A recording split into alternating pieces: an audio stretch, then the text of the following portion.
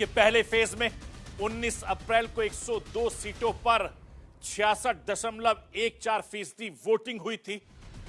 2019 के चुनाव में इन्हीं सीटों पर करीब 69.29% वोटिंग हुई, जबकि दूसरे फेज में 26 अप्रैल को 88 सीटों पर 66.71% पर वोटिंग हुई थी।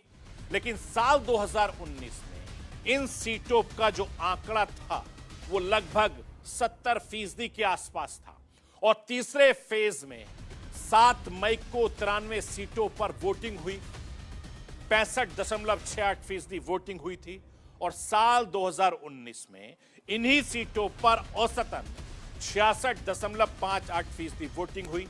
चौथे फेज में 13 मई को 96 सीटों पर वोटिंग हुई, 67.95% वोटिंग हुई। साल 2019 में इन्हीं सीटों पर करीब 68.8% वोटिंग हुई थी और चौथे फेज में 20 मई को 49 सीटों पर वोटिंग हुई, 60.09% वोटिंग हुई और साल 2019 के चुनाव में इन्हीं सीटों पर 62.0% मतदाताओं ने वोट डाले थे।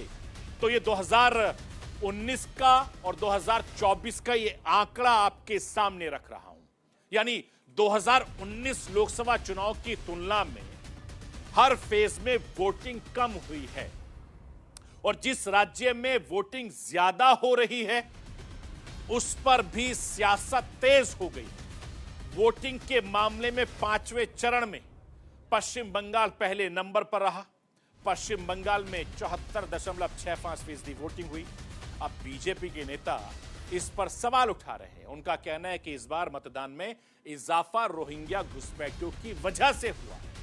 वोटिंग परसेंटेज का आंकड़ा यह बताता है कि बीजेपी के जो फायर ब्रांड नेता हैं और पश्चिम बंगाल में बीजेपी की प्रभारी रह चुके कैलाश विजयवर्गीय ने सोशल मीडिया पर लिखा कि रोहिंग्या घुसपैठी वाले प्रदेश में 50% मतदान और हिंदू साम्राज्य की स्थापना करने वाले छत्रपति जी शिवाजी महाराज के प्रदेश में 25% मतदान। कब जागेंगे पता नहीं।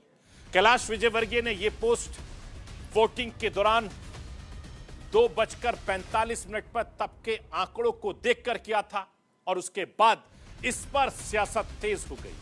प्रधानमंत्री नरेंद्र मोदी ने चुनावी रैली के दौरान झारग्राम में घुसपैठियों का मुद्दा उठाया। प्रधानमंत्री नरेंद्र मोदी ने झारग्राम की रैली में क्या कुछ कहा था वो राष्ट्र की आवाज के जरिए आपको सुनवाना चाहता हूं। सुनिए हिंदुस्तान के प्रधानमंत्री नरेंद्र मोदी को।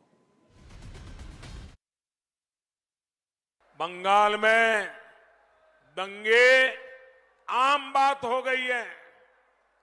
आदिवासी भाई बहनों की पहचान खत्म करने के प्रयास हो रहे हैं, लेकिन टीएमसी को किसकी चिंता है?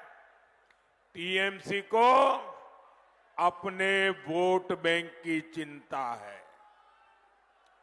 ये लोग घुसपैठियों को बुला बुलाकर बसा रहे हैं। सीमावर्ती इलाकों में बंगाल के लोगों की आबादी घट रही है। आप मुझे बताइए, घुसपैठिए हमारे देश में आते हैं, एक किसकी जमीन पे कब्जा करते हैं? हमारे दलित, हमारा पिछड़ा, हमारे आदिवासियों की जमीन पर एक कब्जा करते हैं।